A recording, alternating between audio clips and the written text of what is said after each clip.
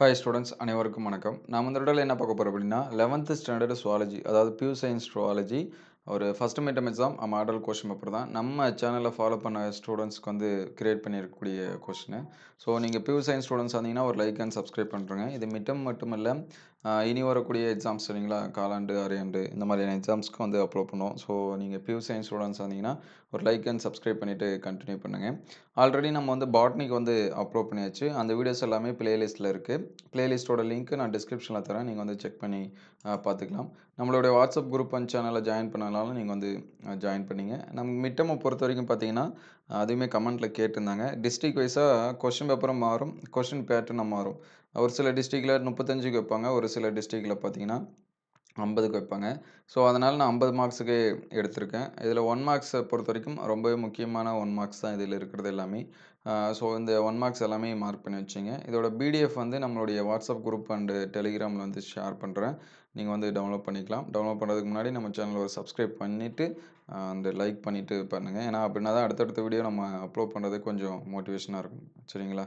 ஏன்னா நிறையா ஸ்டூடெண்ட்ஸ் வந்து பார்க்குறீங்க. நம்ம ப்ரிப்பேர் பண்ணுறது கிட்டத்தட்ட ஒரு கொஸ்டின் பேப்பருக்கும் 1 ஹவர்ஸ்க்கு மேலே ஆகுது. ஸோ, அதுக்காகவாவது லைக் பண்ணிவிட்டு ஷேர் பண்ணுங்கள்.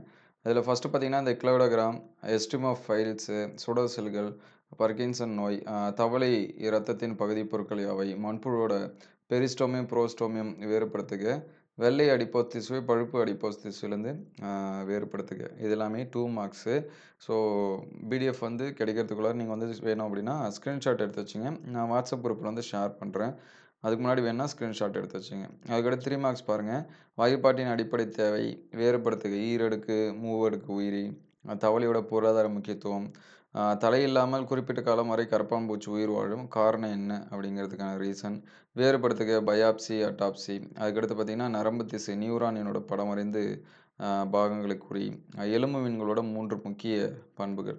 அதுக்கடுத்து பார்த்தீங்கன்னா 5 மார்க்ஸு, பெயரிடுதலுக்கான அடிப்படை விதி, அல்லது இதில் பார்த்தீங்கன்னா மண்புழுவோட கழிவுநீக்கு மண்டலம், எபித்திலியம் என்றால் என்ன, அதன் பல்வேறு வகை, அதோட பண்பு, தொகுதி நிடேரியோட பண்பு, தவளைக்கும் தேரைக்கும் உள்ள வேறுபாடு, முதுகுநான் உடைய முதுகுநான் அற்ற விலங்குகளோட வேறுபாடு. சரிங்களா? அந்த வேறுபாடு கொஷினு, பண்புகள் கொஷினு, பயன்கள்னு வர கொஷின், பயாலஜியை பொறுத்த வரைக்கும் அந்த மாதிரியான கொஷின்ஸ் எல்லாமே நீங்கள் இம்பார்ட்டன்ஸ்டாக படிச்சுருங்க. அடுத்த வீடியோவில் டாப் 10 5 மார்க்ஸ் சரிங்களா, மிட்டமுக்கு வேணுங்கிறத அப்லோட் பண்ணேன். ஸோ, உங்களுக்கு டாப் 10 வேணுமா அப்படிங்கிறத கமெண்ட் பண்ணுங்கள். அடுத்தடுத்த வீடியோவில் நம்ம வந்து அப்லோட் பண்ணுவோம். இந்த வீடியோ உங்களுக்கு எந்த அளவுக்கு ஹெல்ப்ஃபுல்லாக இருக்குது அப்படின்னு சொல்லிட்டு கமெண்ட் பண்ணுங்கள். இந்த வீடியோ உங்களுக்கு பயனுள்ளதாக இருந்துச்சு அப்படின்னா உங்கள் நண்பருக்கு ஷேர் பண்ணுங்கள். இந்த மாதிரி வீடியோ தொடர்ந்து வரணும் அப்படின்னா நம்ம சேனல் லைக் அண்ட் சப்ஸ்கிரைப் பண்ணுங்கள். உங்களுக்கு என்ன மாதிரியான கொஷின் எந்த சப்ஜெக்ட்டுக்கு வேணும் அப்படிங்கிறத கமெண்ட் பண்ணுங்கள். தேங்க்யூ ஃபார் வாட்சிங்.